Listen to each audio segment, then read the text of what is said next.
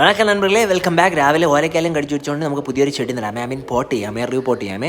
ഈ സാധനം കണ്ടാൽ നല്ല ബ്ലൂ കളറിൽ ഇക്സോറയാണ്, ഒരു വെറൈറ്റി കളറുള്ള തെറ്റിയാണ്. ഇക്സോറ എന്ന് പറഞ്ഞാൽ തെറ്റിയാണ്. നമുക്കൊന്ന് റീപ്പോർട്ട് ചെയ്ത് കൊടുക്കുക. ഇത് മറ്റേ കവറിലാണ് ഇരിക്കുന്നത്.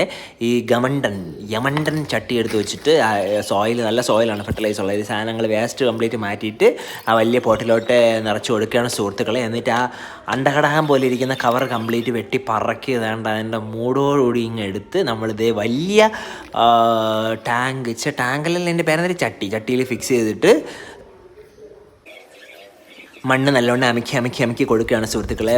ഇത് ഇങ്ങനെ. എന്നിട്ട് കുറച്ചൊന്ന് വാട്ടർ ചെയ്യാം നമുക്കത്. നല്ല ഫെർട്ടൈലുള്ള സോയിലാണ്ട്. അത് പെട്ടെന്ന് തന്നെ പൂത്ത് തൊലയും. ആക്ച്വലി നല്ല വെയിലുള്ള സ്ഥലത്താണ് ഇത് വെക്കുക. എന്നിട്ട് വൈകുന്നേരം ആയപ്പോൾ നേരെ സതീഷേട്ടനെ കാണാൻ പോയി. സതീഷേട്ടൻ നമ്മുടെ കാലക്കരയിലാണ്. സതീഷേട്ടൻ ചേട്ടാ ഒരു ഹായ് പറഞ്ഞ് ഹായ്. എന്നിട്ട് നമ്മൾ അവിടെ നേരെ GP ഹോട്ടലിൽ പോയി കിണ്ണം കാച്ചി വാഴക്കപ്പോ ബീഫാണ് ഗോയ്സ് ഇവിടെ കിട്ടുന്നത്. ഞാൻ ഒരു വാഴക്കപ്പോ എടുത്ത് ബീഫ് എടുത്ത് മലർത്തി അടിച്ചു സുഹൃത്തുക്കളെ. അണ്ണം